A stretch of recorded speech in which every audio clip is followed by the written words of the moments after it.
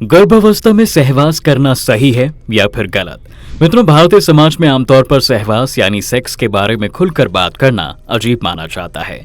Sex के प्रति लोगों की रुचि में कोई कमी नहीं है, लेकिन ज्यादातर भारतीय इस पर चर्चा करने से बचते हैं। लेकिन क्या आपने कभी सोचा है कि यदि हिंदू धर्म सहवास का विरोधी होता तो क्या हिंदू धर्म के मूल सिद्धांत धर्म, अर्थ, काम और मोक्ष में काम को शामिल किया जाता? सोचिए, क्या खजुराहों के मंदिर बनते या फिर आचार्य वात्स्यायन कामसूत्र जैसे ग्रंथों की रचना करते? अगर नहीं, तो आज हम क्यों सहवास यानी सेक्स जैसे महत्वपूर्ण विषय पे बात करने से डरते हैं? क्योंकि हिंदू प्राचीन नियमों के अनुसार सहवास के वंश वृद्धि, मैत्री लाभ, साहचर्य सुख, मानसिक रूप से परिपक्वता, दीर्घायु, शारीरिक और मानसिक स्वास्थ्य सुख की प्राप्ति हासिल की जा सकती है। आज की युवा पीढ़ी सिर्फ आनंद के लिए एक दूसरे से शारीरिक संबंध स्थापित करते हैं, जबकि उन्हें यह नहीं पता कि पति पत्नी का साथ रहना रिश्ते को मजबूत बनाए रखने के आधार हैं, बशर्ते उसमें प्यार हो, काम वासना नहीं। इसलिए यह जरूरी हो जाता है कि आज की युवा पीढ़ी को सहवास के प्राचीन नियमों के बारे में पता होना चाहिए, ताकि उनका रिश्ता मजबूत हो सके और उन्हें एक संस्कारी संतान की प्राप्ति हो सके। सहवास यानी सेक्स जिंदगी का बेहद अहम हिस्सा है, लेकिन कई लोगों के मन में ये सवाल उठता है कि क्या पार्टनर के गर्भवती होने पर शारीरिक संबंध बनाना सही है या फिर नहीं। हिंदू धर्म शास्त्रों में बताया गया है कि किसी भी पुरुष को गर्भावस्था के दौरान अपनी पत्नी के साथ सहवास यानी सेक्स नहीं करना चाहिए। गर्भकाल में संभोगर्त होते हैं तो भावी संतान की अपंग और रोगी पैदा होने का खतरा बन जाता है। हालांकि कुछ शास्त्रों में गर्भावस्था के बाद 2 या 3 माह तक सहवास किए जाने का उल्लेख मिलता है, लेकिन उचित यही है कि गर्भ ठहरने के बाद सहवास न किया जाए तो ज्यादा अच्छा है। हिंदू धर्म शास्त्रों में सहवास के कई नियम बताए गए हैं।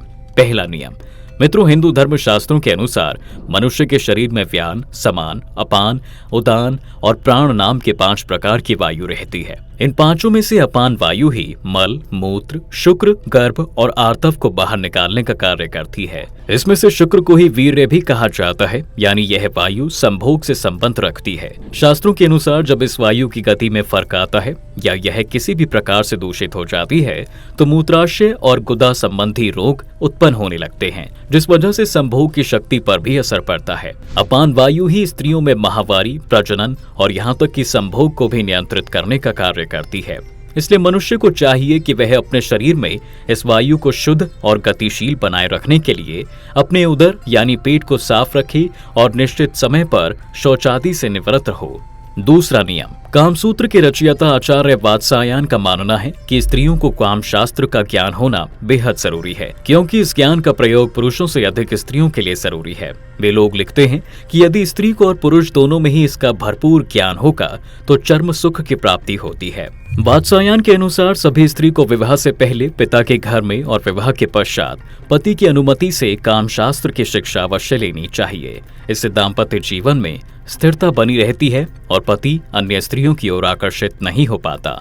इसलिए स्त्रियों को यौन क्रिया का ज्ञान होना आवश्यक है, ताकि वह काम कला में निपुण हो सके और पति को अपने प्रेम पाश में बांध कर रख सके।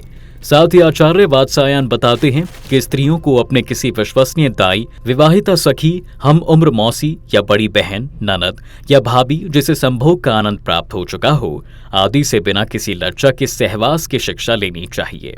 तीसरा नियम, मित्रों, हिंदू शास्त्रों के अनुसार पति पत्नी को अमावस्या, पूर्णिमा, चतुर्थी, अष्टमी, रविवार, संक्रांति, संधि काल, श्राद्ध पक्ष, नवरात्रि, श्रावण मास और ऋतुकाल आदि में किसी भी रूप में शारीरिक संबंध स्थापित नहीं करने चाहिए। जो स्त्री पुरुष इस नियम का पालन करते हैं उनके घर में सुख, शांति, समृद्धि और आपसी प्रेम सहयोग बना रहता है, और जो ऐसा नहीं करते वह अपने घर में ग्रह कलह और धन की हानि और आकस्मिक घटनाओं को आमंत्रित करने का काम करते हैं।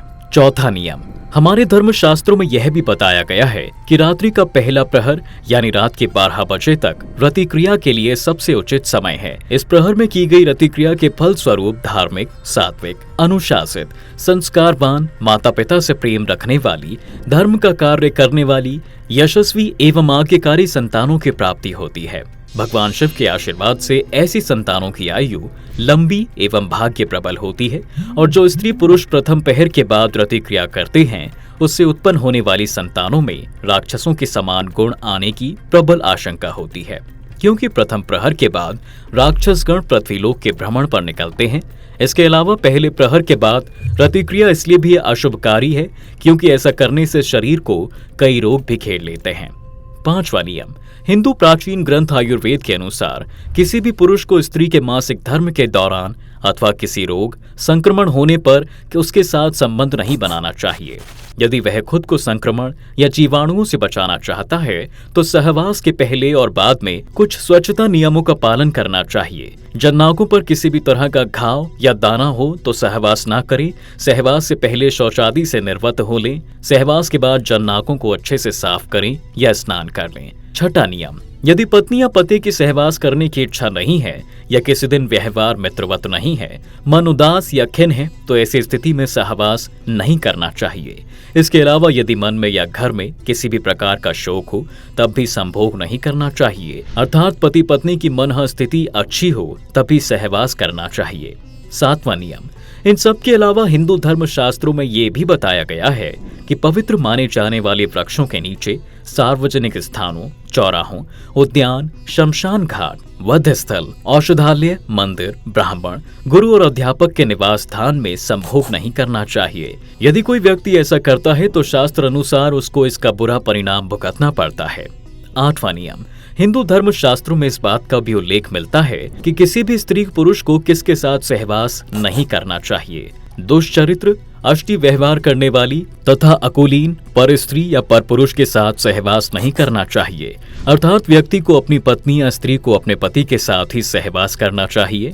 नियम विरुद्ध जो ऐसा कार्य करता है वह बाद में जीवन के हर मोड़ पर पछताता है क्योंकि उसके अनैतिक कृत्य को देखने वाला ऊपर बैठा है। आखिरी नियम, इसके अलावा आचार्य वात्सायन द्वारा लिखित कामसूत्र में इस बात का भी वर्णन मिलता है मित्रों कि मासिक धर्म शुरू होने के प्रथम 4 दिवसों में संभोग से पुरुष रुग्णता को प्राप्त होता है। 5वीं रात्रि में संभोग से कन्या, 6ठी रात्रि में पुत्र, 7वीं रात्रि में बंध्यास पुत्री, 8वीं रात्रि में संभोग से ऐश्वर्यशाली पुत्र, 9वीं रात्रि में ऐश्वर्यशालीन पुत्री, 10वीं रात्रि में संभोग से अतिश्रेष्ठ पुत्र, 11वीं रात्रि में संभोग से सुंदर पर संदिग्ध आचरण वाली कन्या, 12वीं रात्रि से श्रेष्ठ और गुणवान पुत्र, 13वीं रात्रि में चिंतावर्धक कन्या एवं 14वीं रात्रि के संभोग से सद्गुणी और बलवान पुत्र की प्राप्ति होती है। 15वीं रात्रि के संभोग से लक्ष्मी स्वरूपा पुत्री और 16वीं रात्रि के संभोग से गर्भाधान होने पर सर्वज्ञ पुत्र संतान की प्राप्ति होती है। इसके बाद अक्सर गर्भ नहीं ठहरता है।